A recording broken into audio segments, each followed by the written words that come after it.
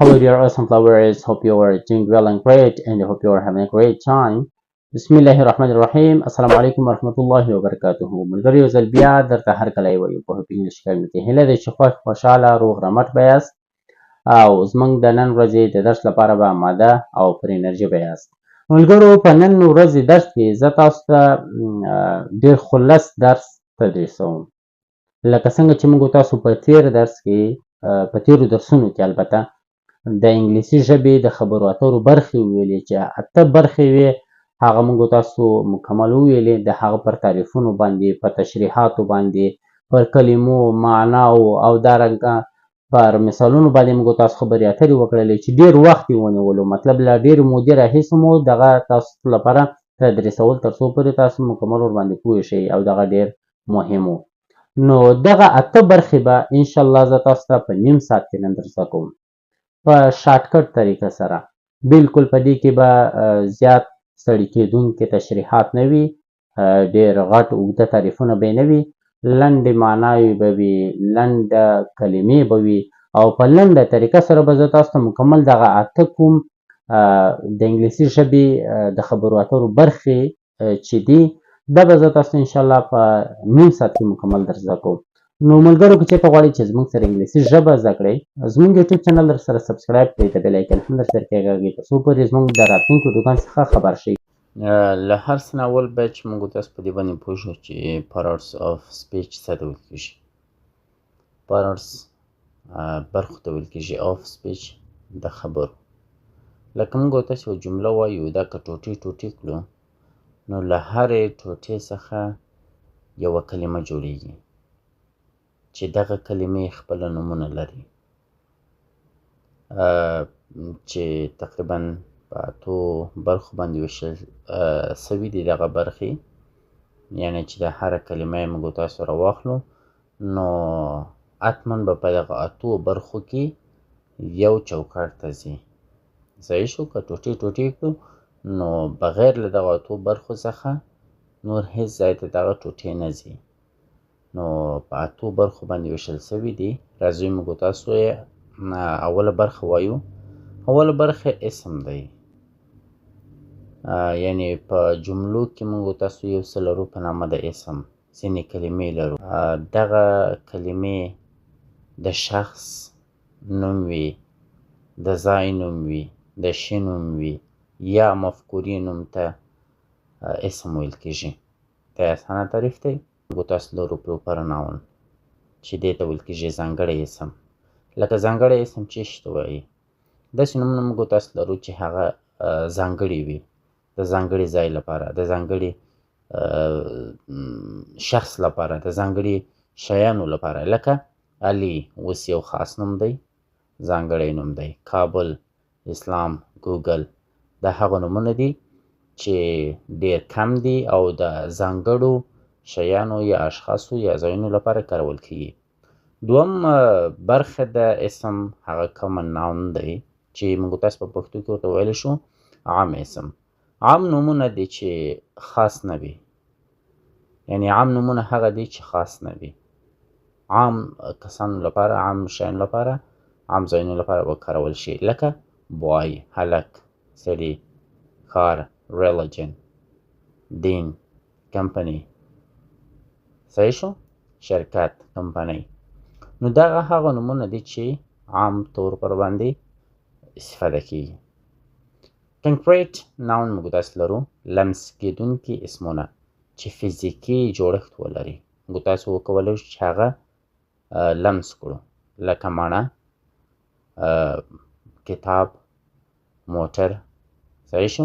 دا هغه نومونه دي چې موږ تاسو کولی شو هغه شی په سترګو باندې ووینو، لمس یې کړو او دې ته ویل کېږي کنکریټ اسمونه یا لمسېدونکي یا لمس کوونکي اسمونه. صحیح شو چې موږ تاسو قابلیت د دې لرو چې هغه ټچ کړو. بیا موږ تاسو په څلورمه برخه کې لرو غیر ملموس اسم چې دې ته ویل کېږي په انګلیسي کې ابستریکټ ناون. هغه اسم چې احساس کېږي، موږ تاسو هغه نسو لمس کولی، فزیکي شکل نه لري، لمسېدلی نه شي. مثالونه څنګه؟ مثلا موږ تاسو وایو مینه، اوس دا یو اسم دی، حالا چې موږ تاسو په سترګو باندې نشو لیدلی، ټچ کولی نسو. love، freedom او همدارنګه anger. صحیح شو؟ بل اسم ته راځو. پنځمه برخه د اسم دی countable noun، شمېرېدونکي اسمونه. هغه اسمونه چې موږ تاسو کولی سو وشمېرو، لکه قلم، پن، کټ، student. اوس په شی هم موږ تاسو شمېرلی شو. شاګردان چې په صنف کې هم ناست وي قابل د شمارش دي. بل اسم موږ تاسو لرو، شپږم برخه د اسم uncountable noun، نه شمېرېدونکي اسمونه، کوم چې شمېرل کیدای نشي. صحیح شو؟ لکه water، اوبه موږ تاسو نسو شمېرلی.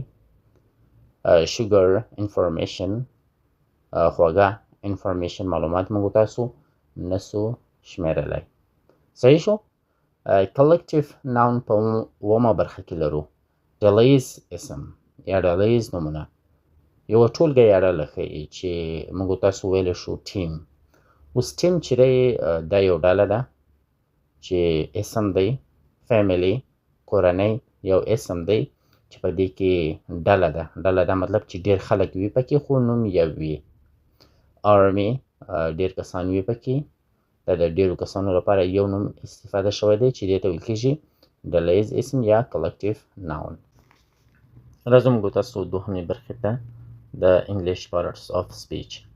دوهمه برخه کې موږ تاسو داسې څه لرو چې هغه د اسم ځای نیولی سي. صحیح شو؟ هغه ته ویل کېږي pronoun. موږ تاسو په پښتو کې ورته ویلی شو ضمیر. د اسم پر ځای کلمه ده چې دې ته pronoun ویل کېږي. برخې موږ تاسو ویلی شو چې personal pronoun موږ تاسو لرو، شخصي. صحیح شو؟ I، she، they او داسې نور. صحیح شو؟ شارټکټ باندې درته وایم ځکه چې تشریحي او وضاحتي ما مکمل په تېرو ویډیوګانو کې ویلي، غواړم چې درته را لنډی کړم، په څو ټکو کې یې درته وښیم. possessive pronoun موږ تاسو لرو، ملکیت ښیي. mine، زما، his، د هغه، yours، ستا. د یو شي مالک چې یو څوک وي نو دې ته ویل کېږي possessive pronoun. صحیح شو؟ reflexive pronoun ځان ته راجع ضمیرونه، myself، herself، yourself. صحیح شو؟ demonstrative pronoun اشاره کوونکي ضمیرونه دي، this، those، that. دغه، هغوی چې زیات وي. صحیح شو؟ هغه. او that هغه چې یو وي. interrogative pronouns موږ تاسو لرو. interrogative سوالیه ته ویل کېږي، پوښتنیز ضمیرونه یا پوښتنه کوونکي ضمیرونه. who، what. صحیح شو؟ who څوک، what څه. دا هغه ضمیرونه دي چې د اسم پر ځای باندې کارول کېږي په کوم وخت کې چې موږ تاسو پوښتنه کوو. relative pronoun موږ تاسو لرو، تړون کوونکي ضمیرونه، who، which. صحیح شو؟ همدارنګه موږ تاسو indefinite pronoun لرو، نامعلوم ضمیرونه چې شخص نه وي معلوم. someone، none، all. صحیح شو؟ someone یو څوک، مثلا یو څوک دروازه ټکي. صحیح شو؟ شخص نه دی معلوم چې ښځه دی، نر دی، څوک دی، عمران دی، عمر دی، کس نه دی معلوم. موږ تاسو وایي someone is knocking the door. صحیح شو؟ څوک دروازه ټکي. نو دلته چې موږ تاسو استفاده کوو دلته کس نامعلومه دی. درېیمې برخې ته موږ تاسو راځو. په جمله کې موږ تاسو داسې ځینې شیان لرو چې هغه ته ویل کېږي verb، فعل. فعل هرې کړنې ته فعل ویل کېږي. تعریف یې په اسانه ډول موږ تاسو درکم کولی شو چې د عمل، حالت یا پیښې څرګندونه کوي. صحیح شو؟ عمل باندې خبره کېږي، حالت یا پیښې باندې چې کله خبره کېږي دې ته ویل کېږي فعل. اسانه تعریف. برخې موږ تاسو ویلی شو چې main verb اصلي فعل لرو. اصلي فعل څه شی دی؟ مثلا eat، خوړل، go، تلل، play، لوبه کول. صحیح شو؟ نو دلته دا eat چې دی یو کار دی، یو عمل دی. go، تلل دی. play، یو لوبه کول. صحیح شو؟ helping verb موږ تاسو لرو، مرستندویه فعلونه چې is دی، have دی، can دی، was دی، were دی، داسې ډېر دی چې په کمنټ سیشن کې تاسو کولی شئ دا ټولې ویډیوګانې وګورئ. زه به لینکونه درته واچوم، کولی شئ چې ویې ګورئ یا راته ویې لیکئ، زه به حتما درته لینک واچوم، کولی شئ چې په وضاحتي ډول باندې هغه در سره وګورئ. صحیح شو؟ اوس راځو موږ تاسو درېیمې برخې ته، د ورب اکشن ورب موږ تاسو لرو چې عمل کوي موږ تاسو ته لکه رن، رایټ، جمپ. رن منډه وهل، رایټ لیکل، جمپ جمپینګ وهل. صحیح شو؟ جمپ وهل، خیز وهل. صحیح شو؟ سټیټیو ورب موږ تاسو لرو، حالت ښیي، نو، لایک، سیم. صحیح شو؟ او بل موږ تاسو لرو ترانزیټیو ورب، مفعول لري، مفعول لرونکي فعلونه. صحیح شو؟ لکه میک، بای، تیک. intransitive verb مفعول نه لري، د اخرنۍ برخه ده د verb. صحیح شو؟ لکه sleep، go، arrive. دا هغه فعلونه دي یا verbs دي کوم چې مفعول نه لري. صحیح شو؟ یا مفعول ته ضرورت نه لري. verb چې موږ تاسو ویلې نو کولی شئ مکمل ویډیوګانې هم وګورئ، یوازې راته په کمنټ کې ووایاستئ، او که چېرته بیا هم په کوم یو حرف مو سر خلاص نه شو راته ولیکئ، زه به په کمنټ کې په لیکنه کې درته تشریح. څلورمې برخې ته راځو موږ تاسو د انګلیش پارټس آف سپیچ چې په دې کې موږ تاسو لرو صفات یا په انګلیش کې ورته ویل کېږي adjective. adjective موږ تاسو ته څه ښیي، په پښتو کې درته لنډ ډول باندې تعریفوم چې د اسم ځانګړتیا، بڼې، رنګونه، اندازه یا کیفیت موږ تاسو ته adjective راښیي. صحیح شو؟ د یو اسم ځانګړتیاوې راښیي چې څه خصوصیات لري، څه بڼې لري. صحیح شو؟ رنګونه موږ تاسو ته ښیي، اندازې ښیي موږ تاسو ته، کیفیتونه موږ تاسو ته ښیي. دا څه شی راته ښیي؟ صفت. صحیح شو؟ لکه لوی، ښایسته، شین، بدرنګه، قوي، زړور، دا ټول صفتونه دي. ډولونه څو دانې دي؟ راځئ موږ تاسو ډولونو ته. descriptive adjective موږ تاسو لرو، تشریحي صفت چې د یو شي په اړه باندې موږ تاسو ته وضاحت راکوي، تشریح راکوي. لکه بلو، شین رنګ، tall، اوږد. صحیح شو؟ دا وضاحتي دی، تشریح موږ تاسو ته راکوي. او دوهم ډول یې داسې دی چې quantitative adjective موږ تاسو وویلی شو، عددي یا مقداري صفت، many، few. صحیح شو؟ لکه موږ تاسو د یو شي صفت کو په عددي ډول سره یا مقداري ډول سره. صحیح شو؟ demonstrative adjective موږ تاسو لرو چې اشاروي صفت دی، this، that، دغه هغه. صحیح شو؟ possessive ملکیتي صفت موږ تاسو بللی شو په پښتو کې چې my، their، his، همداسې نور. صحیح شو؟ یو خبره ده چې لنډ لنډې په دې خاطر درته وایم چې بیا زیات وخت نیسي، نو کولی شئ په کمنټ کې راته ولیکئ چې په هر یو باندې مو سر خلاص نه شو، انشاءالله زه وضاحت درکوم. صحیح شو؟ راځو موږ تاسو بلې برخې ته، څلور برخې مې وویلې، پنځمې برخې ته راځو. مکمل اووه برخې لري. پنځمه برخه داسې ده چې interrogative adjective پوښتنیز صفتونه، which، what. صحیح شو؟ همداسې نور. comparative کمپیر کول یو شی، پرتله کول. صحیح شو؟ comparative adjective یعنی پرتله کوونکي صفتونه لکه bigger. صحیح شو؟ بل موږ تاسو superlative adjective تر ټولو لوړه صفت لکه biggest، smallest او داسې نور. یو شی چې تر ټولو لوړ صفت ولري. صحیح شو؟ یو پرتله کوونکی وي. پرتله کوونکی ګوره شپږمه برخه کې موږ تاسو پرتله کوونکی لرو. دا مطلب لکه موږ تاسو یو شی وایو که نه چې دا کوچنی دی او دغه بیا له هغه نه هم زیات کوچنی دی، یا دغه غټ دی، احمد غټ دی، عمران له هغه نه پسې غټ دی. صحیح شو؟ یعنی موږ تاسو یو شی له بل شي سره پرتله کوو. او سوپرلیټیو صفتونه موږ تاسو ته تر ټولو لوړ صفتونه ښیي چې یو شی بیخي لوړ وي، کیفیت یې. صحیح شو؟ صفت یې لوړ وي.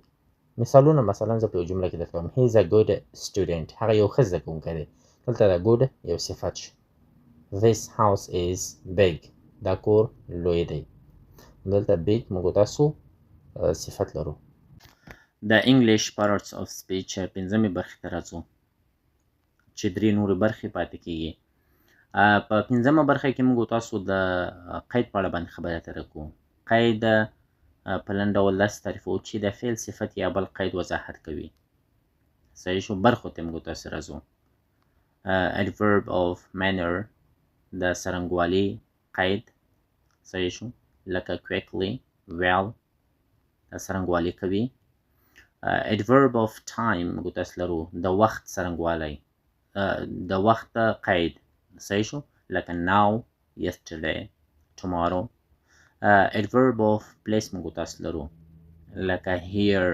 outside صحیح شو adverb of frequency موږ تاسو لرو د تکرار قید لکه always never همیشه هیڅکله هم نه صحیح شو degree یا adverb of degree موږ تاسو لرو د اندازې قید very too صحیح شو adverb of interrogative پوښتنیز قید when where صحیح شو نو دغه برخې دي مثالونه موږ تاسو راځو یو دوه جملې لنډې درته وایم په هغه کې زه تاسو ته قید ښایم she speaks clearly هغه روښانه خبرې کوي په دې کې ماته قید وښایاست چې کومه کلمه پکې قید ده قید موږ تاسو ویلی چې وضاحت ورکوي د یو شي په اړه باندې نو په دې کې وضاحتي کلمه کومه یوه ده په دې جمله کې یوه بله جمله هم درته وایم they always win هغوی تل ګټونکي دي یا هغوی تل یې ګټي هغوی یې تل ګټي صحیح شو دا و adverb چې د وضاحت په اړه باندې موږ تاسو ته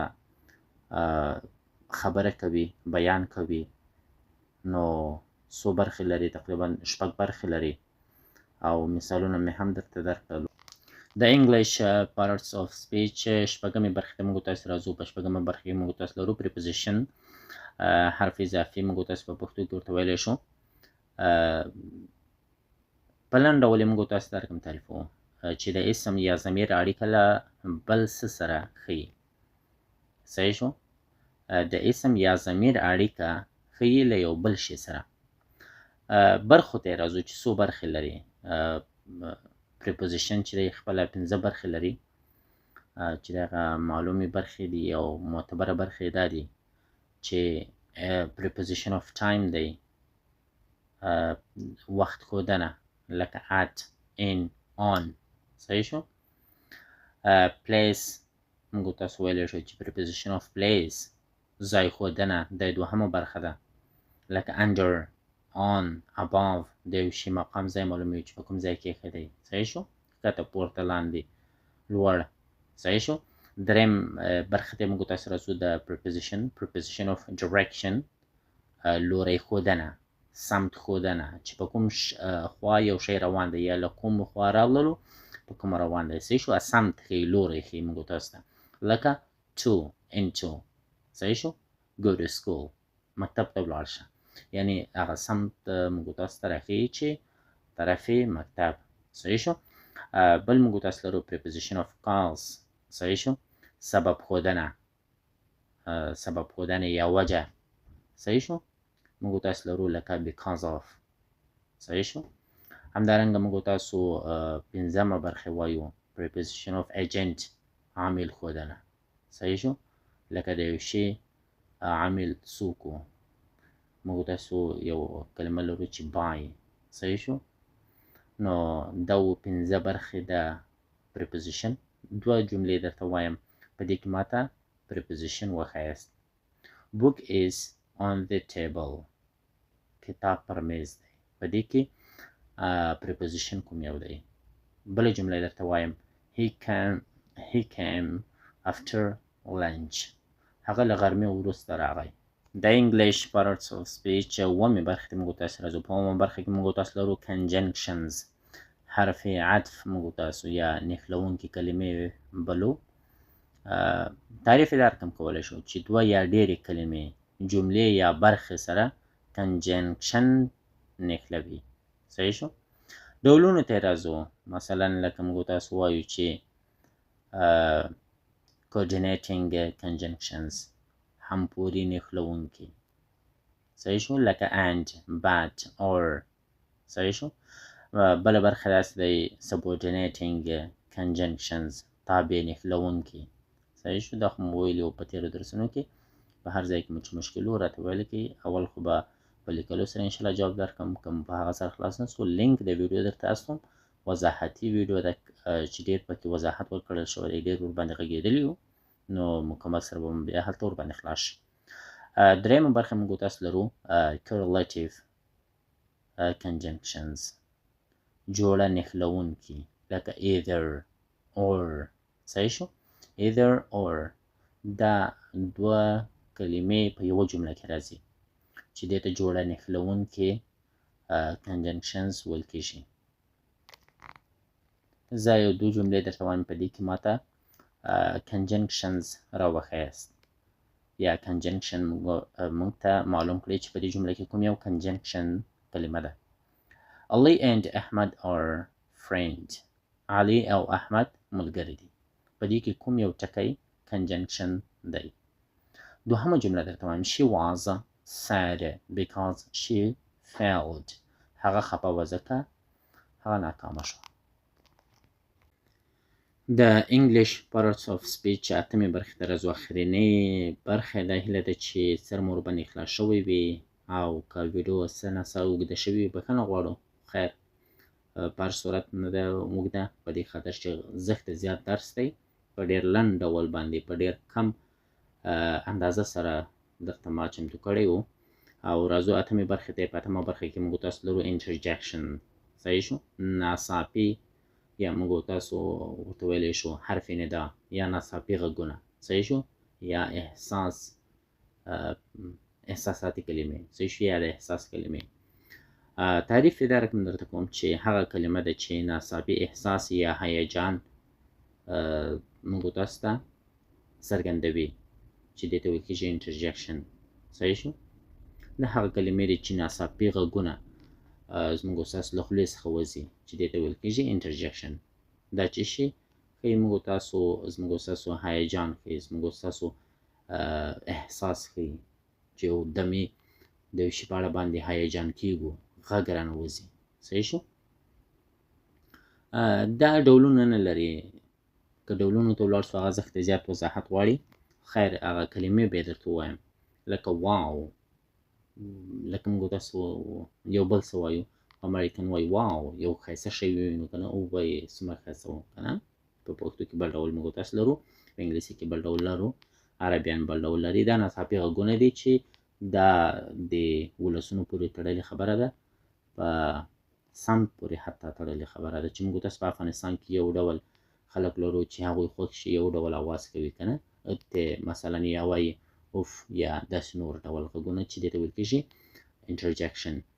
لکه اوچ اوخ که نه، چې کله درد مثلا موږ تاسو پښه خوږ شي یا یو څه راوسي یو ناڅاپي غږ موږ تاسو کو اوخ. صحیح شو؟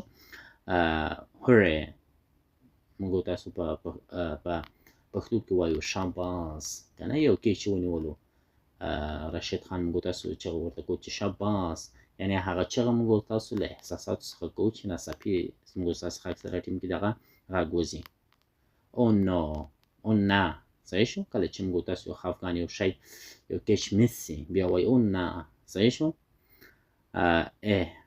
یا وا بې پروایي. صحیح شو؟ یو څه ووایي لیکه یاره. صحیح شو؟ نو دا و د نن ورځې درس. تر راتلونکو ویډیوګانو مو پر سپیشلي رب سپارم. ښه وخت، ښې شېبې. الله مو حافظ و ناصر شه. صرف دوه جملې درته وایم، په دې کې به ماته interjection وښیاست. واو that's amazing. وا دا ډېر حیرانوونکی دی. صحیح شو؟ یا ouch that hurts. اوخ دا خو درد کوي. صحیح شو؟ پچکاري یو څوک مثلا لګوي که نه، هغه وایي ouch that hurts. صحیح شو؟ دا خو درد کوي. نو دا و د نن ورځې درس. ته په کتونکو ویډیوګانو مو په سپېڅلي رب سپارم. ښه وخت، ښې شېبې.